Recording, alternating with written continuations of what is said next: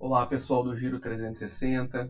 Hoje a gente vai tratar um pouquinho aqui do direito internacional e a gente vai falar de força normativa, tá bom? Vamos lá, pessoal? Pessoal, força normativa dos tratados internacionais, tá? Pessoal, a gente está mais acostumado a falar da força normativa mais da Constituição, né? A gente tem um doutrinador muito conhecido, que é o Conrad Hess, que ele, na verdade, tem até um livro com esse mesmo nome, né? Força normativa da Constituição. E ele queria deixar clara essa função da Constituição, que é de modificar mesmo as relações sociais, de alterar uma força aí construtiva do direito, tá? Porque antes a Constituição era entendida muitas vezes ali como um mero retrato, um documento jurídico importante, né?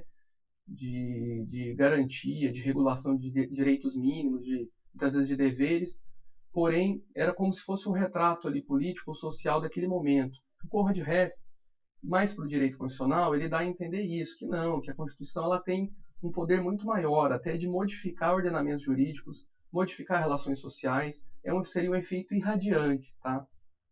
E a gente vê que isso acontece mesmo, né, pessoal? A gente tem aqui os mecanismos hoje de filtragem constitucional, tem o princípio da máxima efetividade. A gente sabe que a Constituição está presente em todas as áreas do nosso direito, né? Seja o direito civil, seja o direito penal. Sempre tem que se ter em vista o que está na Constituição para fazer uma interpretação adequada, né? O Conrad Hess, pessoal, ele também deixou bem claro que alguns atributos, né, da força normativa, que seria a eficácia e a efetividade, que está tudo diretamente relacionado aí ao próprio entendimento e à própria compreensão que ele tem, tá, do Instituto. Pessoal, diferenciar aqui um pouquinho a validade, né, que é a conformidade da norma com o ordenamento. A eficácia, pessoal, já tem a ver mais com a aptidão daquela norma de produzir efeitos jurídicos, tá, de gerar efeitos concretos.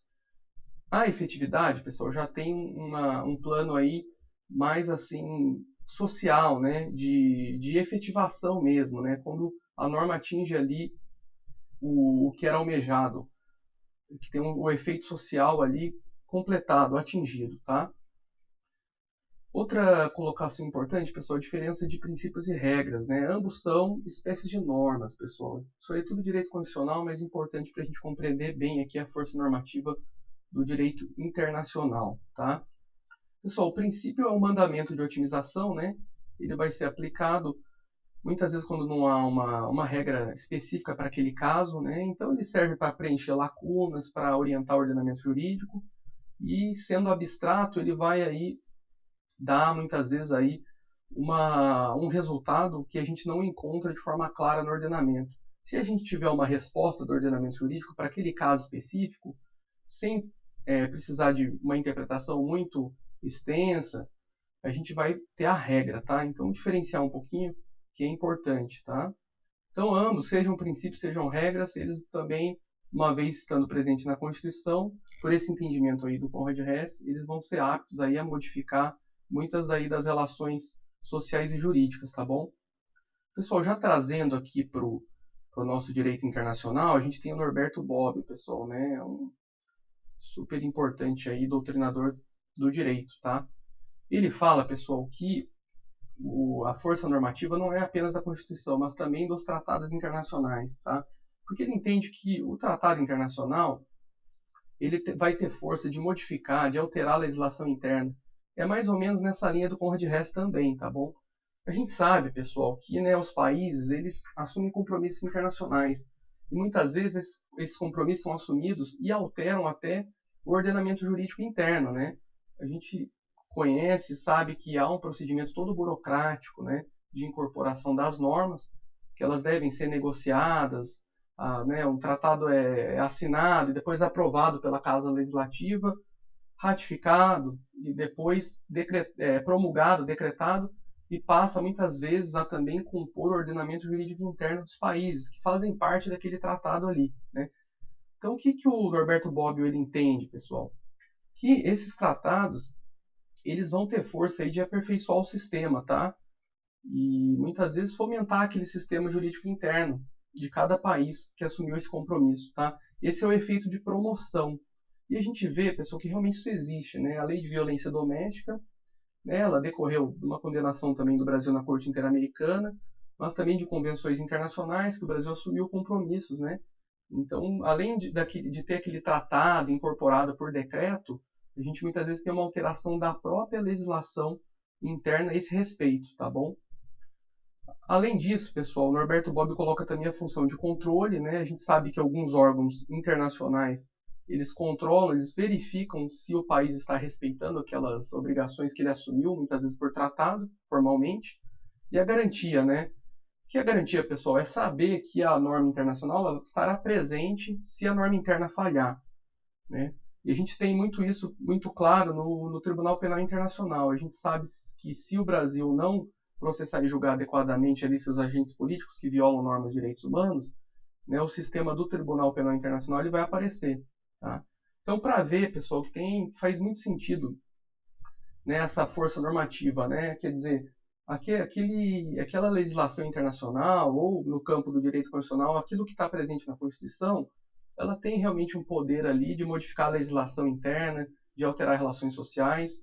Então, vai muito além de um mero documento escrito, né? Pessoal, outro assunto aqui que é interessante da gente abordar, já para a gente caminhar para o final, tá? É a hierarquia dos tratados internacionais.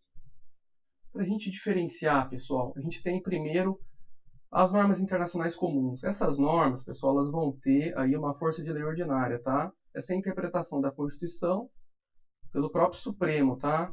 Recurso extraordinário 80.004. Então, pessoal, uma norma internacional, quando entra em conflito com uma norma interna do país, aqui no caso do Brasil, né, a gente vai aplicar aqueles critérios comuns, né, cronológico, especial.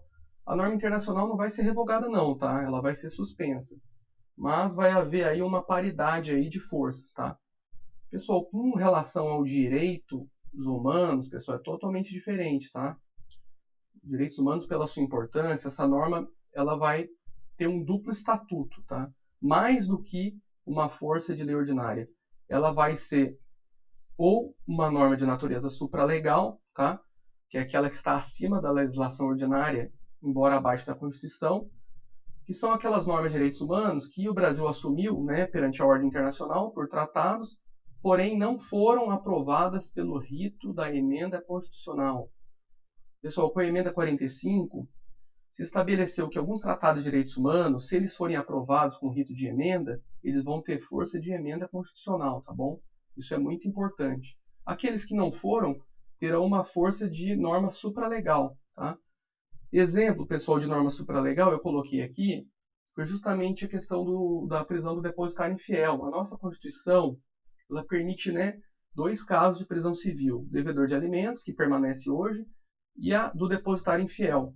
Essa do depositário infiel, como ela estava em conflito com normas internacionais, no caso, tratados de direitos humanos aí, interamericanos, o que aconteceu? O Supremo interpretou que houve um efeito paralisante, tá? Então, essa norma que regulamentava o depositário infiel, a prisão dele, está suspensa, tá? Então, embora prevista na Constituição, a prisão hoje não pode ser realizada, tá? Foi uma maneira de conseguir conciliar aí o nosso ordenamento com o ordenamento jurídico internacional, tá? Por isso o duplo estatuto, pessoal. Que foi o exemplo que eu dei aqui, o direito humano como norma supralegal. Outros, mais fortes ainda, pessoal, com força de emenda, se eles foram aprovados pelo rito da emenda constitucional, né? 2 turnos em cada casa por 3/5, né, dos seus membros. Então, eles vão ter uma força ainda maior nesse caso, tá? Pessoal, isso é importante, tá? Inclusive a Flávia Piovesan, que é uma doutrinadora muito famosa, né? Ela coloca que uma vez aprovados, essas normas de direitos humanos, elas não podem mais ser denunciadas. Então, a denúncia é um meio em que, no direito internacional, o Estado se desobriga daquela norma que ele tinha incorporado anteriormente. Se a norma de direito humano for aprovada por aquele rito constitucional, ela não poderá ser denunciada, até porque ela passará a compor o rol de cláusulas pétreas, tá? A Flávia Piovesan, pessoal, ela tem entendimento de que todas as normas de direitos humanos seriam materialmente constitucional, tá? Não é bem o entendimento do Supremo, né? Como eu falei para vocês, se essas normas não forem aprovadas pelo rito, né, da emenda, elas terão natureza supralegal, tá bom? Pessoal, tem também aí a disposição da Constituição, né, de que também do artigo 5º, que elas têm aplicação imediata, né, as normas de direitos fundamentais. Lembrando, pessoal, que normas de direitos humanos e direitos fundamentais quase sempre são a mesma coisa com nomes diferentes, tá? Direitos humanos quando a gente fala de direito internacional, direitos fundamentais quando a gente fala do direito constitucional, tá bom? Pessoal, para a gente encerrar, uma última colocação aqui que é interessante, que é sobre controle de convencionalidade. Já que a gente está falando da força normativa, desse poder que a norma internacional tem de modificar a norma interna, é importante a gente entender esse controle. A gente está muito acostumado a ouvir sobre controle de constitucionalidade, né? Que é aquela verificação da compatibilidade da norma interna com a Constituição. Pessoal, isso também é encontrado no âmbito internacional. E quem deixou isso muito claro foi o Valério Mazzuoli, tá, pessoal? Que é um doutrinador também muito importante do direito internacional. Então, as normas, pessoal, do direito internacional, do direito interno, elas acabam tendo que ser verificadas à luz do direito internacional incorporado, tá? Então, tem que se aferir essa compatibilidade da norma interna com a norma de direito internacional. Senão a gente vai ter aquele conflito e a partir do conflito a gente vai ter diversos mecanismos aí para a gente conseguir resolver esse problema, tá bom? Pessoal, foi uma abordagem rápida aqui, tá? Mas eu acho que deu para ter uma ideia do que se trata aí a força normativa e hierarquia das normas internacionais, tá bom? Obrigado, pessoal.